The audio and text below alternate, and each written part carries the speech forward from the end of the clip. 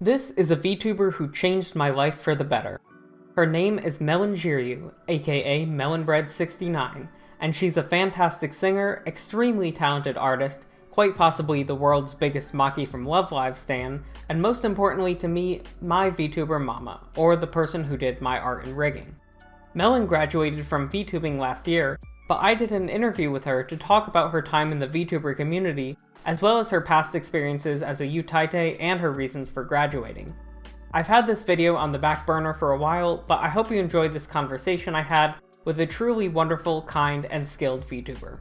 Hello, my name is Melon Xiryu. I am a VTuber. I do singing, I do mixing, I do drawing, I do live 2D rigging. I've been in this community for 2 years now. And yeah, it's been a good 2 years, I think. And I had fun. Yeah. Awesome. Alright, so let's get into the questions. So you've already answered how long you've been VTubing. So as a segue off of that, what or who inspired you to get into VTubing? I think my friends, so when VTubing first started, I joined like a very tiny VTubing company. It's, I won't say the name, but it was a very tiny VTubing company, and I joined that company with, 3 of my friends, and we're, all 4 of us aren't in the company anymore, but I think that started off my career. Mm-hmm. And I joined as another identity, which is Arisa. I think older Melon fans would know that. Yeah.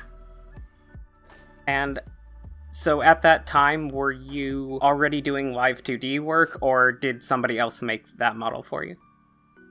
Okay, so funny thing is, Seal, so the first model I did, which was Seal or Kamohiru, she wanted to join that company as well, but because her PC wasn't good enough, they didn't let her in. So I was like, okay, f*** it. Let me just do it. So I made it for her. And that was like my first ever live 2D. Wow. But you've had like a background in digital art going back further than that, right? Oh yeah. It was just live 2D. That was the beginning of it. Mm-hmm. And did you make your own model for the other VTuber company then? No. The reason why I left was because I didn't like the model that my VTuber mama drew of me. So I asked the company, can I draw my own? Is that possible? And I can rig it and everything. And they said no. They said, why aren't you happy with the model? So I was like, because she looks like she's 30 when like in the model, and I didn't like that. So, I guess I just stopped being in the company. It wasn't like anything super serious. The company was like they just started up, so I still had say in what I wanted to do. That makes sense. Okay, so then when was it approximately that you debuted as Melon? Let me think. December 22nd, 2020? That was me as Melon. Me as the other identity that was like way before. I don't remember when, but I debuted like a couple months before that. I also wanted to ask, who are your favorite VTubers or like VTuber influences? Starting off, when I first became a VTuber, I actually didn't know about Hololive. So the first one, obviously, it was Kiryu Koko, because she spoke English, and I was like, wow, English-speaking Japanese VTuber, that's kind of cool. So, she introduced me to, like, Hololive. And then, I guess, right now, it's mostly, I really like Hosho Marin in Hololive. I like her design, I like her, like, content. Yeah. But, if it's indies, I don't actually watch that many indies, so I can't give you like a indies VTuber. And then I just want to back up a little bit to before VTubing. So previously you were active in the Utaite community, right? Yes. And I wanted to ask, what was that like? And do you think it's a lot different from the VTuber community, or is it similar? So in the Utaite community, it's everything that a VTuber does, but streaming. So a VTuber, they do content, they do singing, they do mixing. Utaites do that too. Mm-hmm. So it's very similar. Most of the Utaites I know actually moved on to VTubing because that's just how the flow goes, I guess. Yeah. Yeah. And is it typical in that community for it to be more character based, like in terms of like people having a persona and everything? So if you become a Utaite, you have to have like a OC. Mm-hmm. So like all the song collabs they do or you join, you're required to have like a OC reference. So there's like you either make a Google Doc or like a website or something. So that's what makes your appearance, I guess. But mostly you get recognized by your voice, by your singing, how well you sing. Mm-hmm. So kind of as a segue off of that, I was wondering what you think of like the concept of a V singer as a separate entity from VTuber. Like, do you think it's a classification that is necessary, or do you think it's not really necessary to kind of break it down because we don't have like V gamers or, you know, V chatters or stuff like that? For me, I think V-Singer is a cool thing to have, but essentially a V-Singer is just a VTuber that sings more than the rest of the VTubers, right? Right, yeah. I don't know how I would think about it, but whenever I see someone like being labeled as a V-Singer, I was like, oh, they're a VTuber. They just know how to sing, you know? Because like some VTubers, they don't sing right. Right. Well, V gamers and V chatters. I guess all VTubers do that, so I don't think there should be a classification for that. Yeah, I guess a better example would probably be like V artist, because like not everybody can draw. Oh, there's definitely V artists out there. Mm-hmm. So I was wondering, like, do you consider yourself more heavily like in the artist community or in like the VTuber community as a whole, since you do a lot of live 2D work? To be honest with you, I don't have that many artist friends outside of VTubing, so I think I'm like just completely in the VTuber community. Most of the artists I tend to admire than be friend with, if that makes sense. Yeah.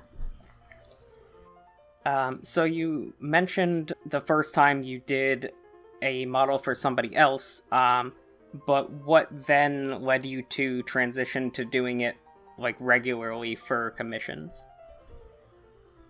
I think I realized I could make money off it, so I decided to go with it. That's the most straightforward answer. But I also really enjoyed like a costume design or outfit design. I've made like plenty of designs through my VTubing career, designing like kids and stuff, you know? Yeah, and you've made something like 100 models between the regulars and the Nezos and everything, right?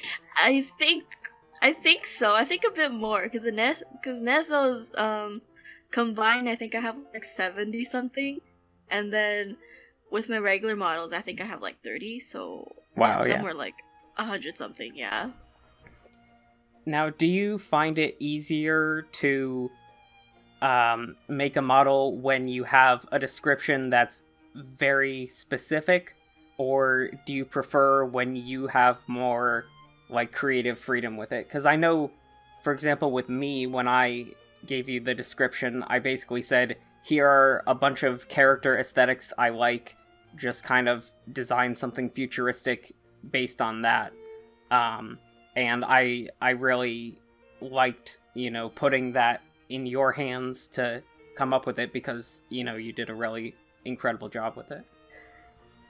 I think that depends. If I like the description, if I like what they're asking me to do, I don't mind it. I'd rather do that because that's the easy way out, right? But if it's like a design I really don't like, I'd rather put that into my own hands and design like something cuter, something prettier. Next question is, what's your favorite thing about being a VTuber mama? Being called mama. Yeah, I think that's my favorite thing about being a VTuber mom, is being called mama. I feel like there's something powerful about the word mama. Yeah, it's just the feeling of, oh, I created you and you're calling me mama. It's kind of rewarding, Yeah, and kind of similarly to that, what is your proudest accomplishment as a live 2D artist and rigger? I guess the amount of models I've made. Like I said before, I made like more than 100. I'm very proud of my speed, very proud of how fast I can do things. And I think I definitely improved like my speed through the commissions. Like speed as in like drawing speed, yeah. Yeah, because I know at least for like the Nezos, there were points in time where you were doing like 12 in a day or something like that. So it was 6 per day, and I pushed that out like every day per week. Wow. Every day of the week, yeah. Do you find that it's easy to have burnout as a live 2D artist? Oh yeah, I've had burnout probably like 2-3 times in my while I was taking commissions. That's why, sometimes I am slow, sometimes I'm fast. When I'm slow, I'm getting burnouts. So during your time in the VTubing community, what have been your favorite types of streams to do? Both like solo and collabs. For, I guess, if you say it that way, I prefer like gaming streams with friends. So gaming collab streams. That's what I like. Otherwise, it's usually I like doing karaoke. I don't do it often, but I like to sing. Yeah. And I also I draw a lot, so I also do that. But my favorite type of streaming is to collab with a lot of my friends. Play a lot of games. Yeah. Awesome. Then I wanted to ask, I know you've covered it like in Discord and on streams and stuff, but why did you decide to graduate from VTubing? Mainly, I just want to start fresh. I got tired of Melon. I've been Melon since 2014, 2015. I've been Melon for a really long time now.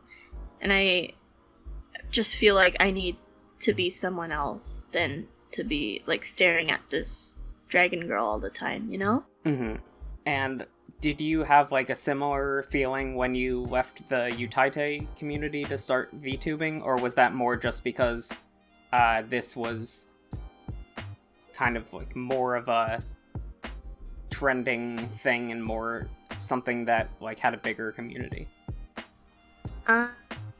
As a Utaite, I kind of just switched over my OC from when I was a Utaite. So like currently this model you're seeing in front of you is actually an iteration of my OC from the Utaite era. Okay. So I didn't feel anything. I just kind of went like, oh, I'm gonna stop being a Utaite and become a VTuber kind of thing, Yeah. And I know you have a ton of models for yourself, and I was wondering, like, what is your favorite Melon model? This one. I have, I think 8 now. I have 8 models, and this is my most recent one. My best rig yet, and my best art. So this is my favorite. Awesome. And like, what's your favorite feature of that model? Of this one? Yeah. Okay, I could just show you. Like, I recently reanimated my bread eating animation. Mm-hmm. So that looks like that. Oh, nice. Yeah. Alright, those are all of the questions I had for now, except I've got one more, which is, who should we stan? Stan Maki. Is that even a question? That shouldn't be a question. You should ask me, hey. Wait, no, don't ask me. Just say, Stan, and I'll say, Stan Maki. Okay. Stan? Stan Maki! Stan Maki. Stan Maki, everybody. I don't care who you are. I don't care who you stan. You gotta stan Maki. She could be your second stan. She could be your third stan. Whatever you can stan. You should stan Maki. Wait. Stan Maki. Perfect. Okay. The interview portion of the video ends there, a little abruptly because there was some stuff we talked about at the end about the immediate future that wasn't relevant anymore. But just to bring you up to speed on where Melon is now, she's still active as a digital artist and VTuber mama, and she releases song covers on her YouTube channel with a new model. She just doesn't stream anymore.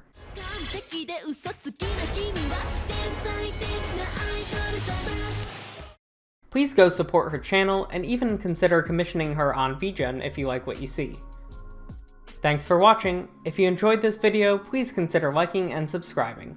I'm Matrix from Matrix AM, Anime, and more, and I hope you have a great day.